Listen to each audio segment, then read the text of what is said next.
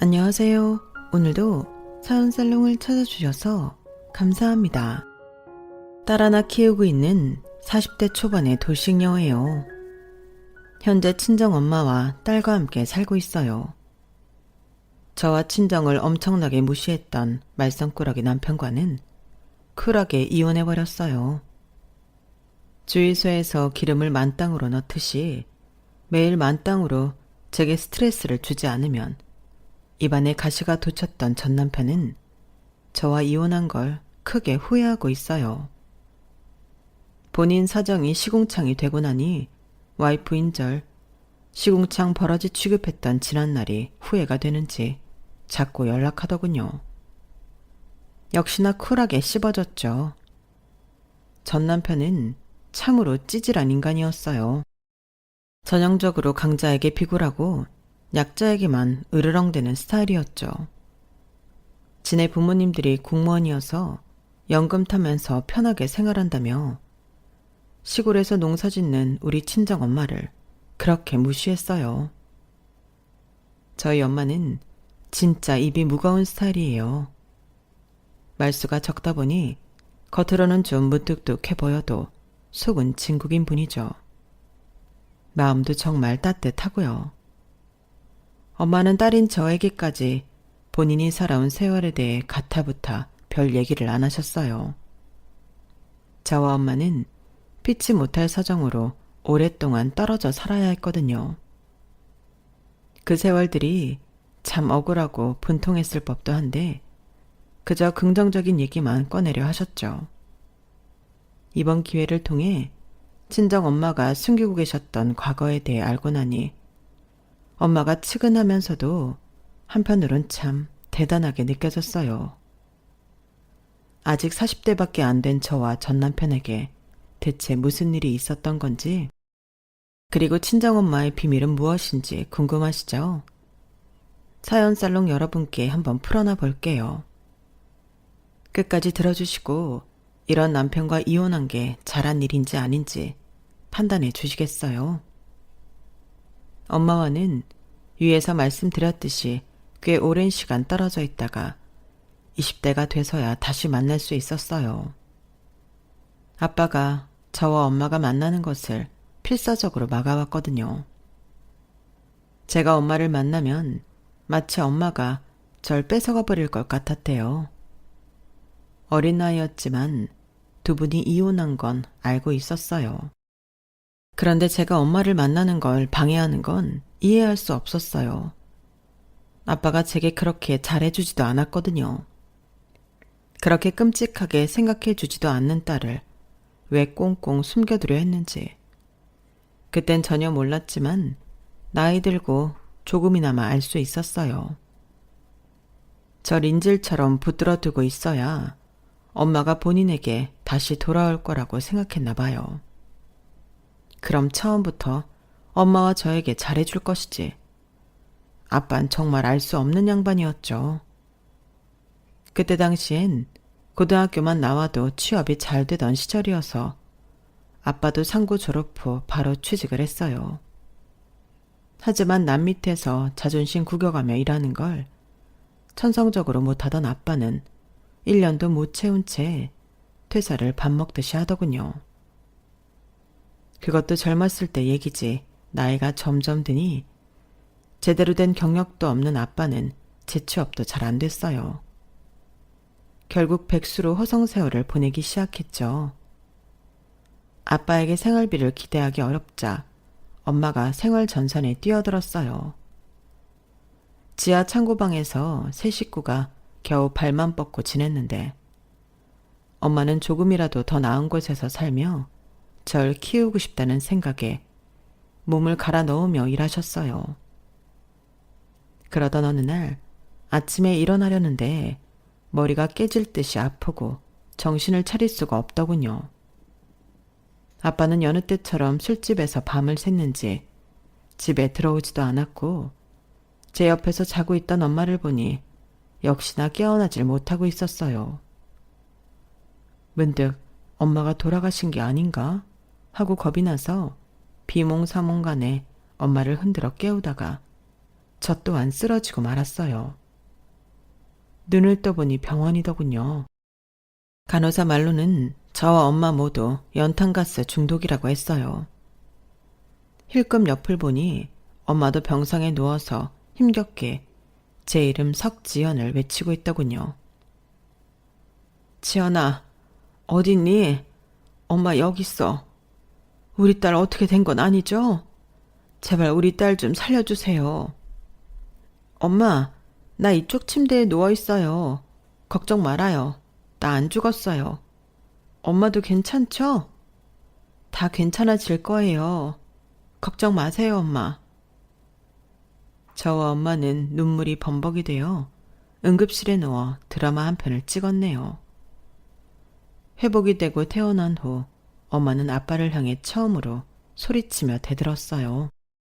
엄마의 그런 모습을 처음이자 마지막으로 봤죠. 지연 아빠, 언제까지 연탄가스 새는 지하 단칸방에서 우리 지연이 키우면서 살 거예요? 왜 대체 돈 벌 생각은 안 하는 거냐고요?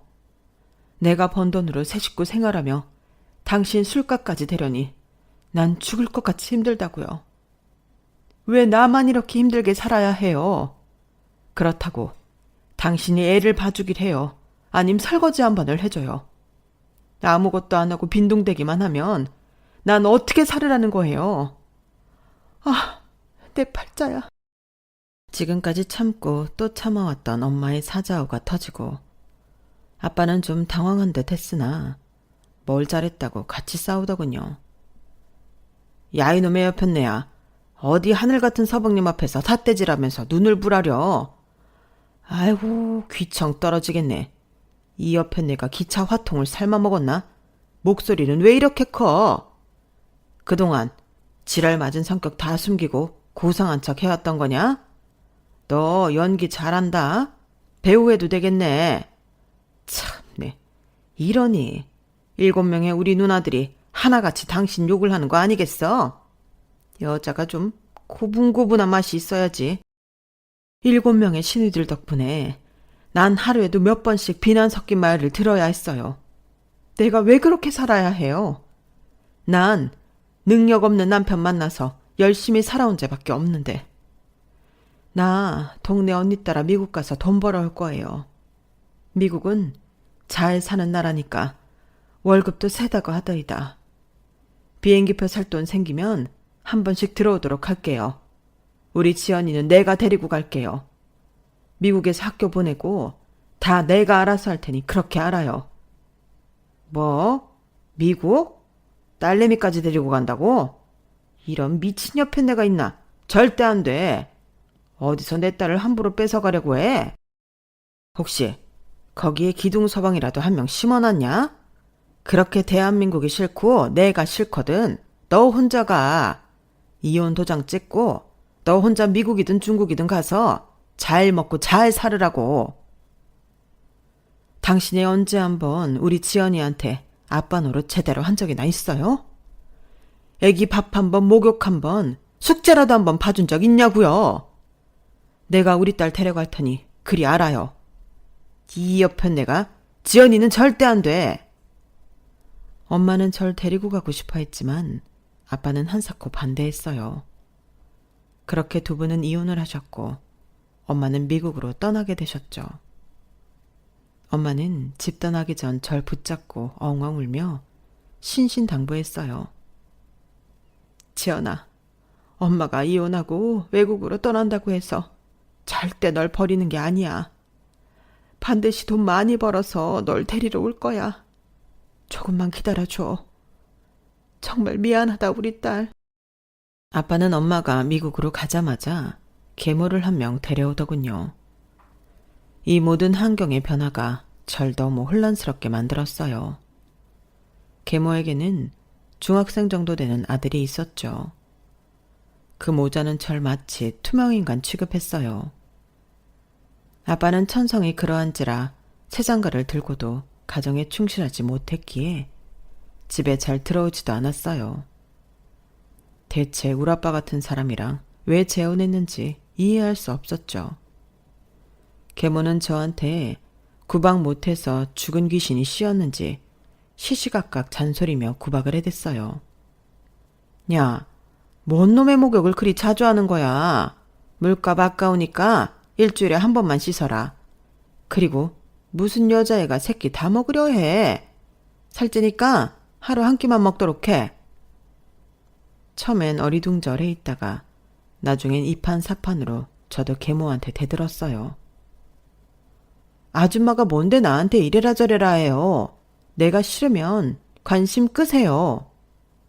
아니, 조그만 년이 싸가지 없긴. 재수없어. 전 미국 간 엄마로부터의 소식만을 애타게 기다렸으나 아빠가 중간에서 회방을 놓았는지 소식은 저에게까지 전해지지 않았어요. 급기야 아빠는 엄마에게 말하지도 않은 채 이사를 감행하더군요. 정말 이사 가기 싫었지만 아직 미성년자였으니 어쩔 수 없이 따라가야 했죠. 빨리 어른이 되고 싶은 맘밖엔 없었어요. 어른이 되면 독립해서 살면서 구박받지 않아도 되고 엄마도 내 마음대로 만날 수 있을 것만 같았거든요. 아빠와 계모는 그리 사이가 좋지도 않았어요. 그날도 둘이 대판 싸우더군요. 내 이름도 좀 언급되는 것 같길래 자세히 들어봤죠. 지연 엄마가 미국에서 붙여온 돈 지연이 학비로 좀 쓰라고 줬더니 당신 아들 이태리 성악 유학 보내는 걸로 홀랑 다 써버리면 어떡해? 여보, 당신 아들이라뇨. 지금 네 자식 내 자식 편가르게 하는 거예요? 당신 전처가 보낸 돈이든 아니든 공통의 생활비이니 급한 대로 쓴 거죠. 될 놈을 밀어줘야지. 저런 멍청한 딸내미 뭐가 좋다고 끼고 돌아요? 뭐? 멍청한 딸내미? 당신 말 그렇게 함부로 해도 되는 거야? 내가 당신 아들을 그렇게 표현하면 기분이 어떻겠어? 말 가려서 하라고. 전 우리 엄마가 준 돈이고 나발이고 아직도 연락을 꾸준히 하고 있다는 것에 기뻤어요. 당장 아빠한테 따져 물었죠. 아빠, 엄마가 날 위해 쓰라고 돈을 붙여왔다고? 엄마랑 아직 연락하는 거예요?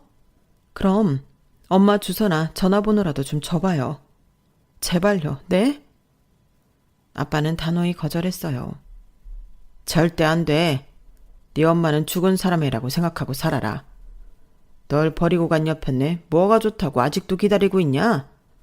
아이고, 이놈의 집구석. 제대로 된 사람이 없네 그려. 그렇게 밖으로만 돌며 생활하던 아빠는 갑자기 말기암이라는 죽을 병에 걸려 피골이 성접해서 집에 돌아왔어요. 건장한 호랑이 같았던 아빠는 이제 다 늙은 토끼만도 못한 기세로 침대에 누워 죽을 날만 기다리고 있었죠. 계모는 대충 걱정하는 척 간병하는 척만 하다가 도망가 버리고 말았어요. 그 전에 집안에 돈 되는 물건들은 아주 알뜰히도 다 팔아먹고 말이죠. 계모가 어젯밤 도망갔다는 사실을 확인하고는 망연자실한 아빠와 제가 정막을 지키고 있을 때 갑자기 띵동 하고 벨이 울리더군요. 바로 나가봤죠. 아니, 아직도 짐을 안 빼시면 어떡해요? 네? 그게 무슨 말씀이세요? 근데 누구신가요? 여기 사시던 아주머니께서 보증금 빼가지고 아들 있는 이태리로 빨리 가야 한다면서 어젯밤에 보증금 돌려받으셨잖아요. 하도 급하게 얘기해서 주인분이 집 빼기도 전에 보증금 먼저 준 건데 다른 세입자 지금 들여오려고 하는데 짐을 하나도 안 빼시면 어떡해요? 그 집은 아주 어렵게 구한 반전셋집이었는데 이것저것 다 팔아먹고 현금화해서 갖고 튄 계모가 기어코 보증금까지 빼먹을 줄은 꿈에도 몰랐죠. 말기암에 고통스러워하며 말할 기운도 없던 아빠는 이 사실을 알고는 두 눈을 질끈 감으며 조용히 눈물을 흘리더군요. 그리고 일주일 뒤 돌아가셨어요. 그 전에 마치 고해성사처럼 제게 사과의 말을 남기고 말이죠. 미안하다 지연아. 내가 너희 엄마한테서 온 모든 연락과 편지들을 다 차단했어. 나도 내가 왜 그랬는지 이해가 안 된다. 그렇게 하면 엄마가 다시 돌아올 것만 같았거든. 지금 나에게는 너희 엄마에 대해 남은 게 하나도 없구나. 연락처라도 남겨놨어야 하는데 다 찢어버리고 나도 참 한심한 놈이지. 인생 참 한심하게 살다 가는구나. 하나뿐인 외동딸인 너에게 정말 면목이 없을 따름이다. 네가 편히 살 수 있도록 돈이라도 좀 물려줬어야 하는데 정말 미안하다. 아빠를 미워하고 또 증오했지만 또 한편으론 워낙 기대가 없었기에 아빠로부터 미안하다는 말을 들은 것만으로 충분했어요. 제가 어른이 되어 살다 보니 자식을 위해 돈 벌고 희생하는 게 참으로 힘든 거더군요. 정말 자식 하나 키우는 게 부모의 몸을 갈아 넣어야 하는 거더라고요. 그나마 아빠와 사과한 뒤에 헤어질 수 있어서 다행이라고 생각했죠 뭐. 허겁지겁 집을 비워주면서 남아있던 짐들을 다 팔아버렸어요. 진짜 단촐하게 큰 가방에 옷까지만 몇 벌 들고 진짜 떠돌이가 되었어요. 아직 고등학생이었기에 학업을 이어나가야 했지만 집도 절도 없는 제가 학교를 다니기란 쉬운 일이 아니었어요. 모든 게 다 싫어서 학교도 자퇴하고 알바만으로 하루하루 연명했어요. 저에게 무려 7명의 고모들이 있었는데 그녀들은 제게 우리 엄마 욕을 할 때만 정말 적극적이었어요. 제가 아직 미성년자의 나이로 홀로 되었을 때 손을 뻗어주는 고모들은 단 한 명도 없었죠. 정말 남보다 못하더군요. 처음엔 독한 염색약을 쓰는 청바지 공장에 취직했어요. 야근에 잔업까지 하니 벌 수 있는 돈은 제 기준으로 많았지만 일은 무진장 힘들었어요. 이대로 공장에서 계속 일할 수는 없다는 생각이 들어 주경야독하기 시작했죠. 검정고시를 통과하고 사이버 대학에 다니며 학사까지 취득할 수 있었어요. 그렇게 20대 후반이 되고 사이버 대학을 졸업하고 얻은 학위로 한 중소기업의 격리직에 취직할 수 있었죠. 공장에서 일하다가 사무실에서 편하게 일하니까 마치 엄청난 엘리트가 된 것처럼 자랑스럽게 느껴지더군요. 좋은 평을 받고 싶은 욕심에 일을 정말 열심히 했어요. 비록 격리직이었지만 회사가 돌아가는 전반에 대해 알고 싶은 맘에 윗분들한테 이것저것 물어보며 공부했죠. 처음엔 검정고시 출신의 사이버 대학 나온 절 다들 무시했지만 몇 년간 열심히 하는 제 모습을 보시곤 다들 인정해 주더군요. 그중 유독 절 뚫어지게 쳐다보던 남자 대리가 있었어요. 내 얼굴에 뭐가 묻었나 싶어 대리님께 물어봤죠.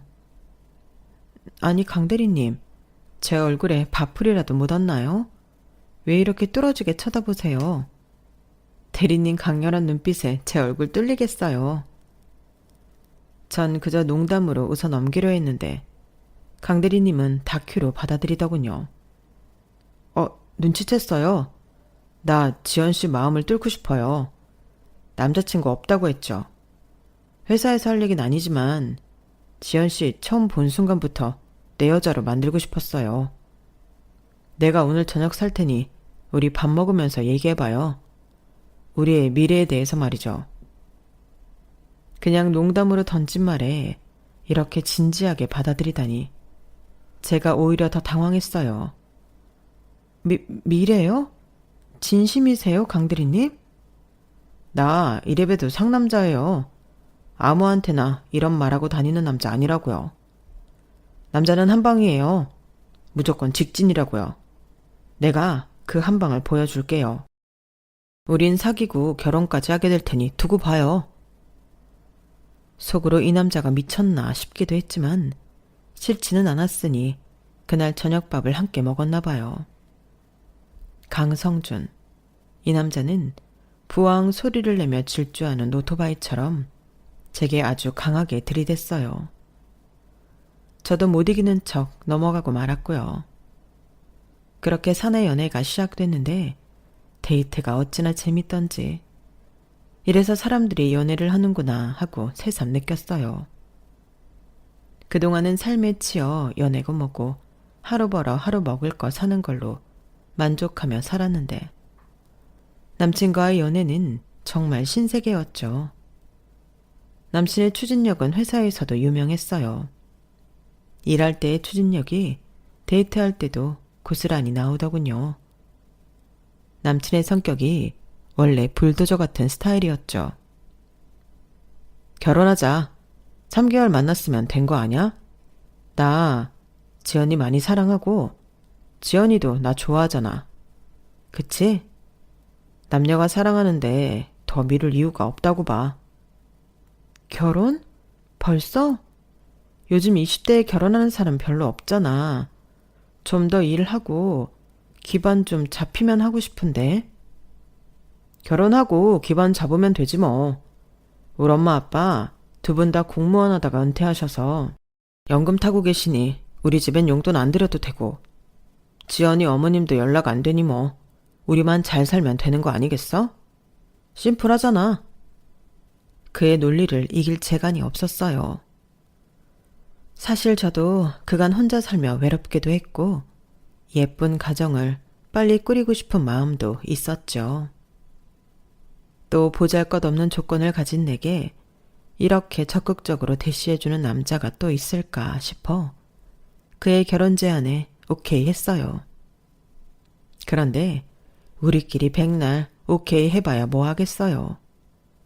그의 서슬퍼런 부모님이 기다리고 있다는 걸 몰랐죠.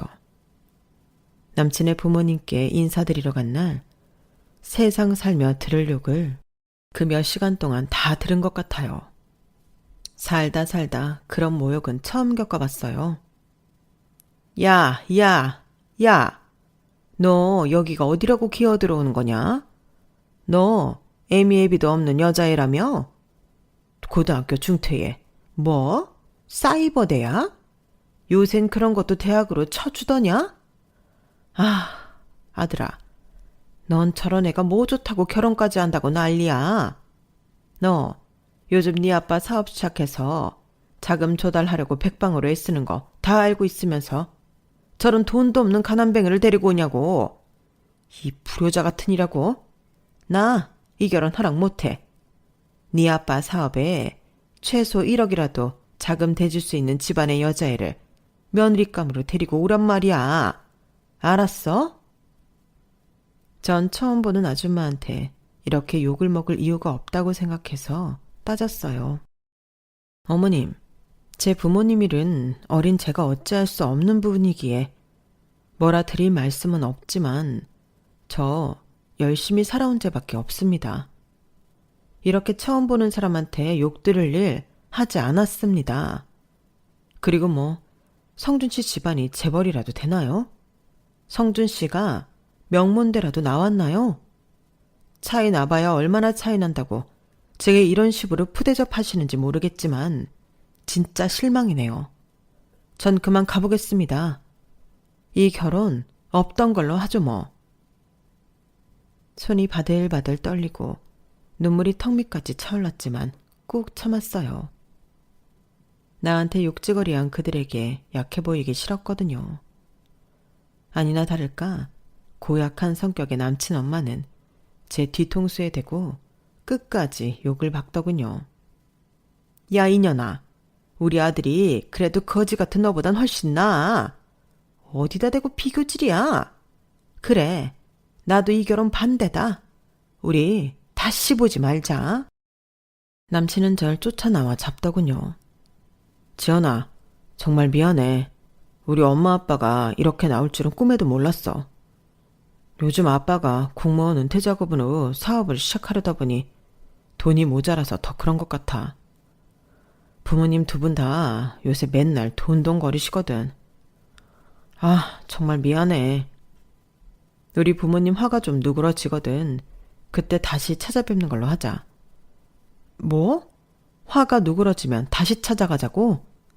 오늘 욕을 그렇게 처먹었는데 또 가서 욕 들으라는 거야 뭐야? 난 뭐 자존심도 없는 여자인 줄 알아? 부모 없고 돈 없고 백 없어도 나도 존심 있는 여자야. 나 좋다는 남자 많았는데 당신이 하도 밀어붙여서 결혼까지 생각했던 거라고. 됐어. 불행한 결말이 뻔히 보이는 이런 결혼 나도 싫어. 우리 헤어져. 더 만날 이유 없어. 내 추진력 알지, 지연아. 나 절대 자포자기 안 해. 끝끝내 결혼까지 밀어붙일 거라고. 제발 헤어지잔 말 하지 말고 나만 믿고 따라와. 제발. 제발이고 나발이고 그냥 집에 돌아와 버렸어요. 일방적으로 남친에게 이별을 통보하고 말이죠. 회사에 우리 사이를 아직 말 안 한 걸 천만다행이라 생각했죠. 사무실에서 그를 보면 그냥 투명인간 취급해버렸어요. 사실 마주치기도 싫었으나 어쩌겠어요. 돈은 벌어야 했으니 어쩔 수 없이 같은 회사에 다닐 수밖에요. 그런데 잠시나마 남친과의 핑크빛 미래를 꿈꿨던 적이 있다 보니 나도 모르게 결혼에 대한 환상이 생기더군요. 아무 가족 없는 내게 결혼으로 인해 새로운 가족이 생길 수 있다는 게 로또 100만 번쯤 맞은 기분일 것 같았어요. 꼭 남친과의 결혼이 아닌 다른 좋은 남자를 찾아 결혼 자체를 빨리 하고 싶다는 생각이 들더군요. 결혼에 적극적인 태도를 갖고 주변 사람들에게 소개팅 해달라고 먼저 요청하기도 했어요. 그렇게 몇 번의 소개팅 기회를 얻게 되었고 최대한 예쁘게 꾸미고 소개팅 자리에 나갔죠. 그런데 이게 어찌된 일인지 대체 어떻게 알았는지 강성준 이 남자가 그 자리에 와서 회방을 놓더군요. 스토커가 따로 없었죠. 지연아, 너 나랑 결혼할 여자가 왜 이런 자리에 앉아있는 거야? 앞에 있는 남자 누구야? 당신 누구요? 나 이 여자 남편 될 사람인데. 소개남은 어리둥절한 표정으로 저와 강성준의 얼굴을 번갈아 쳐다보더군요. 저도 너무 놀라서 전 남친에게 따져 물었죠. 당신 여기 어떻게 알고 온 거야? 내가 왜 당신이랑 결혼해? 우리 이미 헤어진 사이인데. 왜 나 소개팅 하는데 와서 회방 놓는 거야? 미쳤어? 소개팅남은 이 자리를 최대한 빨리 피하고 싶어 하는 듯이 꽁무니를 빼더군요. 두 분 사이에 아직 뭔가 있나 본데 그럼 전 이만 들어가 보겠습니다. 두 분이 대화 나누세요. 소개팅 주선해준 사람한테 너무 미안했지만 어쩔 수 없이 사과와 함께 소개팅남을 보내줄 수밖에 없었죠. 아, 정말 죄송합니다. 헤어진 전 남친인데 스토커처럼 계속 따라다니네요. 정말 죄송해요. 안녕히 들어가세요. 전 남친은 회사를 가지 않을 때면 저희 집 앞에 진을 치고 있더군요. 아예 낚시 의자까지 갖고 다니며 앉아 있었어요. 거머리 같은 그의 태도에 아주 질려버렸죠.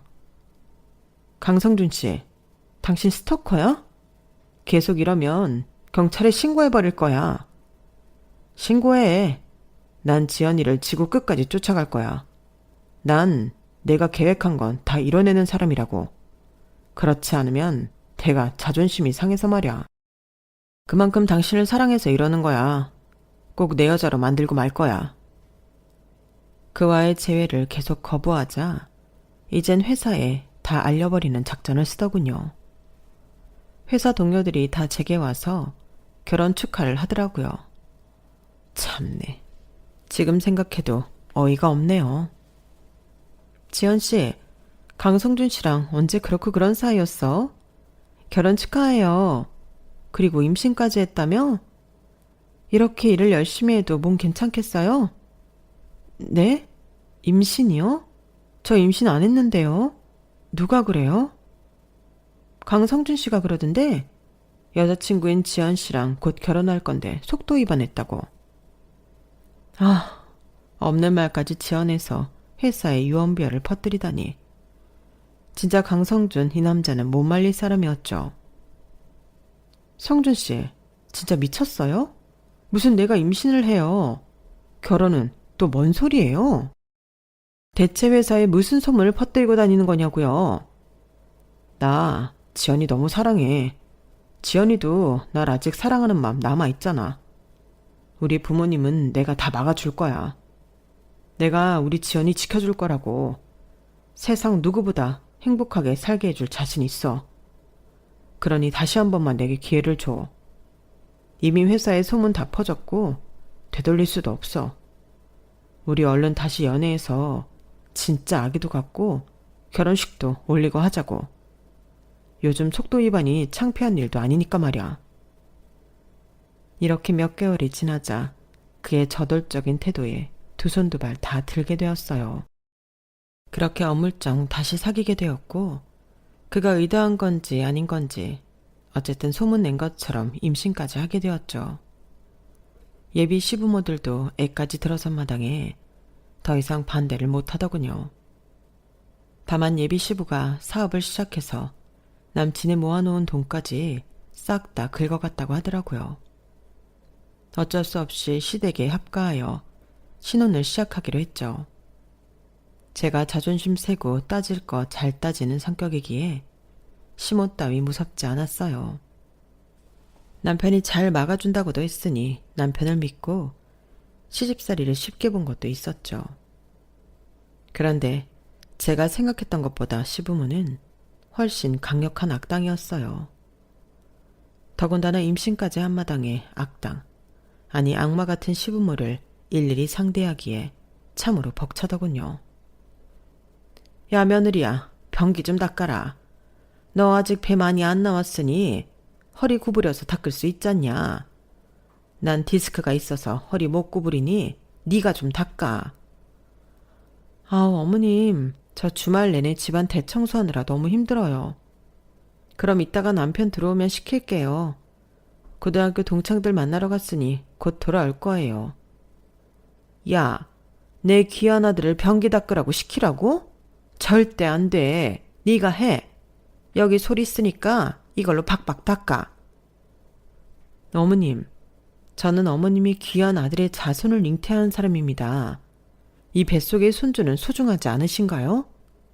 저도 누군가의 귀한 자식이었어요. 왜 맨날 저만 허드렛 일 다 해야 하나요? 제가 이 집 파출부로 들어온 줄 아세요? 자꾸 이렇게 시키실 거면 저희 그냥 나가서 원룸에서 월세로 살게요. 맨날 이런 식으로 시모랑 싸워댔어요. 시모는 절 구박하고 집안일 시키지 못해서 안달나 했고, 절 지켜준다던 남편은 밖으로만 돌더군요.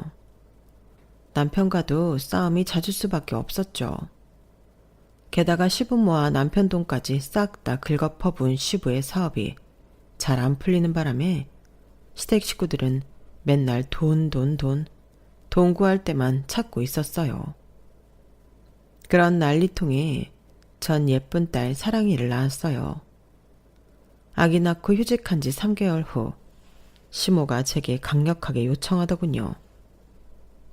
야, 너 우리 집 지금 상황이 어떻게 돌아가는 줄 알고 있지? 네가 애 낳고 휴직하고 이렇게 집에서 팽팽 놀고 있을 때가 아니다. 3개월 쉬었으면 됐다. 회사 다시 복직해서 돈 벌어라. 어머님, 지금 애 낳고 저 혼자 독박 육아하고 있는데 제가 집에서 팽팽 노는 걸로 보이세요? 그렇게 돈이 궁하면 어머님께서 시장에서 알바라도 하세요. 시장에서 친한 상인들하고 맨날 수다 떨고 노시잖아요.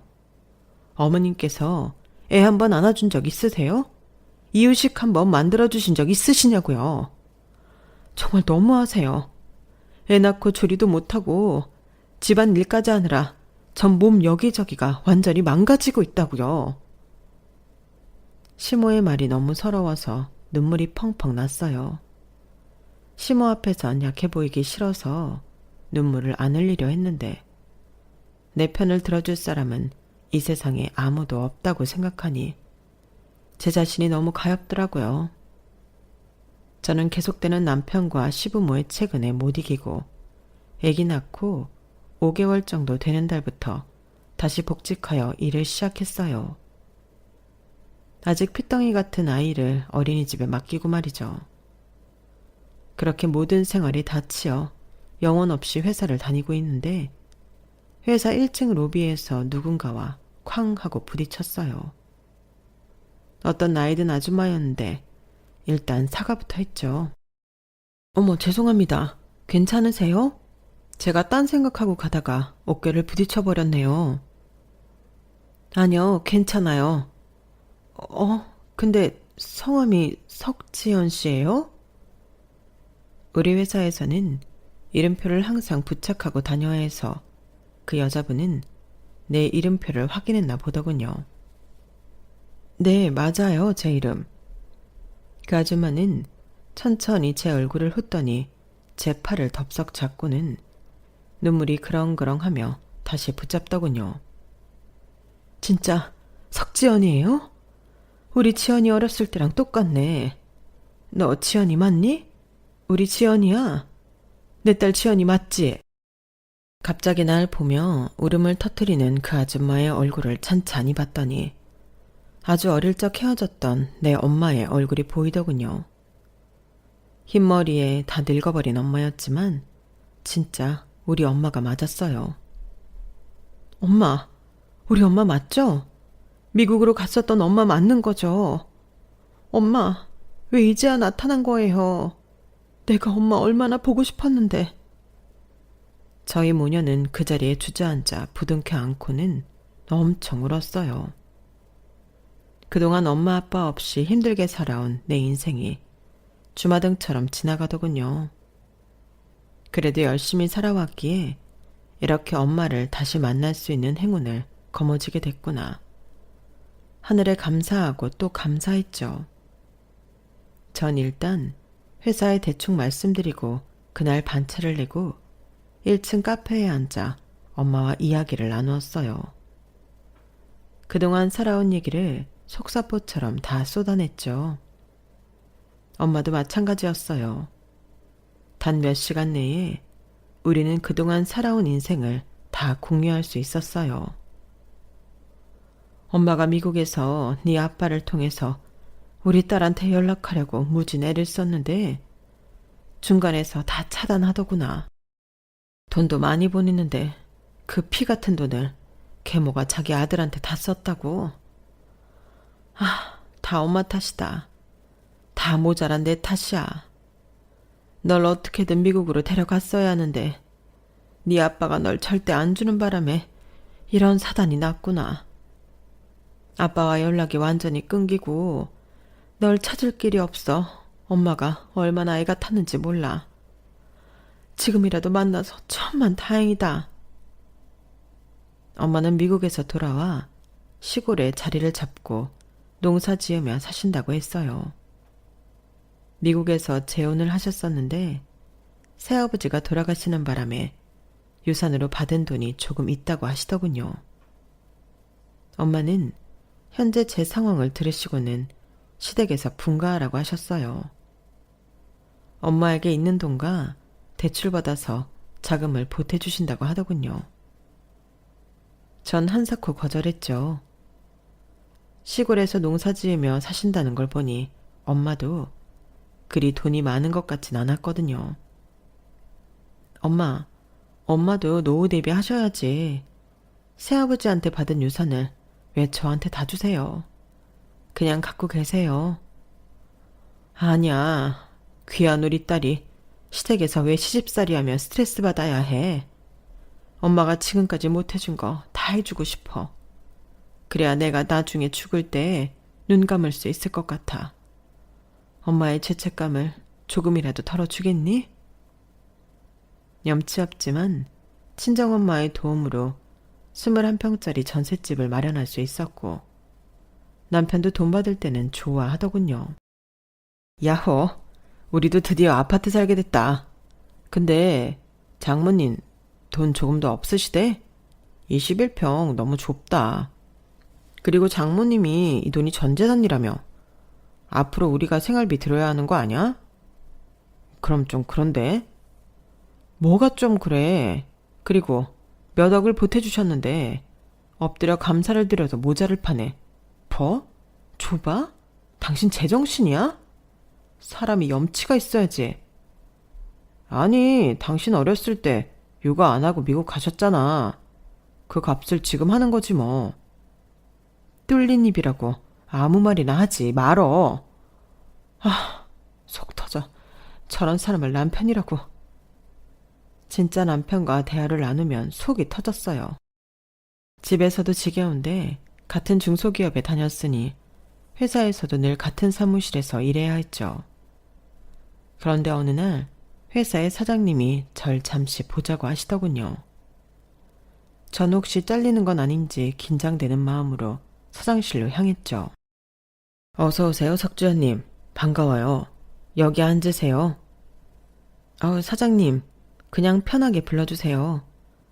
그럼 석 대리님이라고 부를게요. 대리님께서 이 회사에서 굉장히 야무지게 일처리 잘하고 계신 거 다 알고 있어요. 주변 동료들의 평도 좋더라고요. 그런데 왜 육아휴직 다 안 쓰시고 5개월 만에 출근하신 거예요? 혹시 경제적인 이유 때문이라면 제가 육아휴직 다 쓰실 동안 월급 그대로 드릴 테니 아기 키우며 좀 더 쉬세요. 네? 정말요? 저도 솔직히 아기 1년은 키우고 싶은 마음이 있었는데 현재 시댁 상황이 안 좋아서 돈을 한 푼이라도 더 벌어야 해서 출근한 거였어요. 사장님께서 그렇게 배려해 주시면 저야 너무 감사하죠. 정말 감사드립니다, 사장님. 작은 중소기업이었지만 직원 복지는 좋은 곳이라 천만 다행이었어요. 사장님 욕하는 직원들이 한 명도 없을 정도로 인간적으로도 참 좋은 분이었죠. 그렇게 사장님의 배려로 1년 육아휴직을 꽉 채워서 아이를 볼 수 있었어요. 최소한 저 뗄 때까지 우리 딸을 내 품에서 키울 수 있음에 감사했죠. 친정엄마 덕분에 전셋집이지만 분가도 하여 시부모들 얼굴을 안 보고 살 수 있어서 세상 편하더군요. 친정엄마와 영상통화도 매일 할 정도로 가깝게 지냈어요. 영상으로나마 엄마 얼굴을 보며 미주알 고주알 있었던 일들을 다 말했죠. 모든 게 다 평온하다고 생각할 때쯤 제게 아주 불행한 사건이 벌어지고 말았어요. 갑자기 사타구니 쪽 피부가 벌겋게 되면서 따갑고 가렵고 진물이 나길래 병원에 가봤어요. 그랬더니 성병 초기 증상이라 하더군요. 의사는 다행히 초기라서 완치 가능하다고 했죠. 하지만 초기고 나발이고 저한테는 엄청난 사건이었어요. 제 평생의 남자는 오직 한 사람, 남편뿐이었으니 날 병에 걸리게 한 주범은 남편이었죠. 남편을 붙잡고 바로 따졌어요. 사랑아빠, 나 오늘 병원 갔더니 성병이래. 이게 대체 어떻게 된 거야? 그게 무슨 말이야. 나 맨날 회사 집 하는 거 몰라서 그래? 괜히 생사람 잡지 마. 네가 어려서부터 부모 없이 자라면서 이 남자 저 남자 후리고 다닌 거 아냐? 성병이란 게 원래 잠복기 있다가 나중에 나타나기도 하잖아? 나 요즘 회사 사장 때문에 스트레스 받아 죽겠으니 괜한 일로 들들 볶지 마. 뭐? 괜한 일? 이게 괜한 일이야? 당신이 바람을 폈다는 거 아니야. 그리고 회사 일은 자기가 무슨 잘못을 했길래 사장님이 쪼아? 사장이 그럴 사람이 아닌데? 아니, 내가 회사 돈을 잠깐 빼서 쓰고 다시 넣어놨거든. 그 조그만 일 가지고 크게 부풀려서 사람 쪼잖아. 자기가 이번만큼은 그냥 넘어가겠다며. 참, 지가 무슨 신이야 뭐야? 한 몇 달 쓰고 다시 넣어놨는데 그게 뭐 대수라고? 나 바람 좀 쐬고 올게. 방귀 낀 놈이 성낸다고? 내가 사람을 잘못 봐도 한참 잘못 봤구나 싶었어요. 이 남자와 결혼한 걸 진심으로 후회했죠. 추진력이 좋은 만큼 책임감도 큰 남자라고 생각했는데 남편은 책임감 제로인 개 버러지 같은 놈이었죠. 맘 같아선 바로 이혼해버리고 싶었지만 아이를 생각해서 참고 또 참았어요.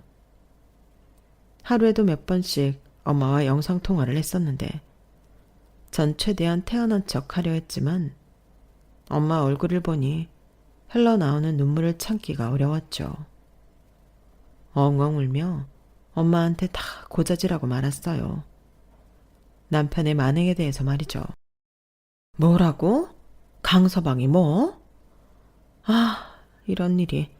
그러고도 너한테 미안하단 말도 안 했다니. 진짜 얼굴에 철판을 깔았구나. 강서방 좋은 사람인 줄 알았더니 아주 망난이었어. 이런 상황에 할 말은 아니다만 엄마가 얼마 전에 암 초기 진단을 받았어. 서울 큰 병원에서 검사를 좀 받고 싶어서 너희 집에 잠시 가도 되겠니? 전 남편의 만행보다 엄마의 암 초기 얘기가 더 충격적이었어요. 엄마가 암이라고요? 안 돼, 엄마. 우리 엄마 다시 잃기 싫어. 얼른 서울로 올라오세요. 큰 병원 몇 군데 가서 같이 검사받아 봐요. 위암 초기 진단을 받은 엄마가 서울 우리 집으로 올라오셨어요. 엄마가 작은 방에 짐을 두려고 잠깐 들어가셨는데 남편이 궁시렁대더군요. 아이, 장모는 불편하게 시리. 왜 우리 집까지 온 거야? 시골에서 아침에 일찍 KTX 타고 병원 가면 될 것이지. 남편의 말을 친정 엄마가 들은 듯 했어요. 병원 가신다며 아침 일찍 조용히 집을 나가시더군요. 엄마가 떠난 뒤 전 남편한테 막 뭐라 했죠. 당신, 이 집 전세보증금 우리 엄마가 해주신 거 잊었어? 우리 형편에 서울 21평 대단지 아파트에 전세 얻을 수 있었을 것 같아? 근데 아프신 엄마가 딱 하루 우리 집에 묵는 걸 불편하다고 싫어해? 당신 사람이야? 사람이면 감사할 줄은 알아야지. 이 금수만도 못한 놈아. 이 여자가 미쳤나? 이제 서방님한테 금수만도 못한 놈이라고 욕해? 아, 무식한 년 같으니라고. 고등학교, 대학교도 제대로 안 다닌 여자랑 살려니까 수준 안 맞아서 진짜. 그때 회사 사장으로부터 남편 핸드폰으로 전화가 왔어요. 남편이 전화를 받고는 얼굴이 사색이 되어 사장에게 빌더군요. 사장님, 이렇게 갑자기 자르시면 어떡하나요? 전 와이프랑 아이가 있는 가장이라고요. 이 나이에 제가 어디 가서 다른 곳에 취업하겠습니까? 한 번만 용서해 주시면 안 될까요? 이제 회사 돈에 손 절대 안 댈게요. 네? 사장님, 절 좀 살려주세요. 사장은 전화를 일방적으로 딱 끊어버렸고 남편은 그 큰 덩치에 아이처럼 엉엉 울더군요. 자기야, 사장이 날 횡령죄로 경찰에 신고한대. 나 전과라도 생기면 이제 취업 끝인데 어떡해. 그때 친정 엄마로부터 제게 전화가 왔어요. 지연아, 잘 들어. 그런 인성의 남편하고 시댁 스트레스까지 감당하며 살 필요 없다. 네가 이혼하고 싶거든 이혼해. 엄마가 지금까지 숨겨왔는데 네가 다니는 회사의 사장이 엄마가 미국에서 태어난 새아버지의 아들이야. 엄마의 의붓 아들이라고. 그동안 네 남편이 회사 돈 갖고 장난친 거 아들이 당장 경찰에 신고한다는 걸 내가 막았는데 그냥 경찰에 신고하고 해고하라고 했어. 그 집도 엄마 돈으로 얻은 전셋집이니 네 남편 쫓아버리고 너랑 아기랑 둘이 살아. 엄마도 시골 생활 정리하고 서울에서 병원 다니며 살려고 해. 엄마가 최대한 회복하면 네 아이 봐줄 테니 회사 편하게 다니며 아기 키우며 살아. 그렇게 단호한 엄마의 목소리는 처음 들었어요. 친정엄마 말대로 남편을 당장 집에서 쫓아내려 했는데 저보다 경찰이 먼저 와서 데려가더군요. 남편은 현재 형사재판을 받고 있는 신세예요. 이제 전 남편이네요. 이혼했으니까요. 알고 보니 엄마의 의붓 아들이었던 사장님은 절 친여동생 마냥 잘 챙겨주시더군요. 21평 아파트면 너무 좁아서 아이와 살기 힘들 텐데 제 명의로 된 강남에 40평대 아파트 있으니 그곳에서 사세요. 저희 아버지와 재혼하신 새어머니지만 돌아가신 친어머니보다 훨씬 잘해주신 분이세요. 이제 제게 친엄마나 다름없는 분이니 지연 대리님이 제 친여동생이나 마찬가지네요. 어머니께 서울 와서 함께 살자고 그렇게 말씀드려도 싫다고 거절하셨는데 이젠 강남 한 동네에서 살면서 제가 챙겨드리려고 해요. 어머니 위암 수술 잘 돼서 너무 다행이에요. 그리고 혹시 돈 필요하면 언제든지 말씀하세요. 우린 가족이니까. 오빠가 여동생 챙기는 건 당연하잖아요. 졸지에 회사 사장님이 오라버니가 되어버렸네요. 오빠의 가족들과 으리으리한 강남집에서 가족 모임도 갖고 가깝게 지내고 있어요. 말만 그렇게 하신 줄 알았는데 그 후로 경제적으로 도움도 많이 주고 계시네요. 회사에서 일을 편하게 할 수 있는 건 당연한 거고요. 친정 엄마와 딸 사랑이와 함께 그 어느 때보다 평화롭게 지내고 있습니다. 전 시댁은 시부가 하려던 사업도 망하고 전 남편도 깜빵에 가는 바람에 바닥을 빌빌 기고 있네요. 인성이 바닥인 사람들이었으니 바닥을 기며 살든 말든 상관하기도 싫으네요. 다 자업자득이죠 뭐. 이제 우리 3대 모녀가 행복할 일만 남았네요. 지금까지 제 인생 가시밭길만 걸어왔으니 이제 좀 편한 길로 가보렵니다. 그동안 성실하게 열심히 살아왔으니 그럴 자격 있다고 생각하거든요. 열심히 사신 사연살롱 구독자분들 다들 복 받으셨으면 좋겠어요.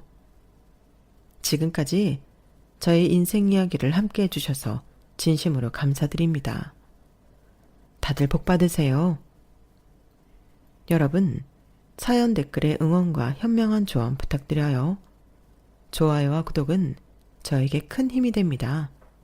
오늘도 좋은 일 가득하세요.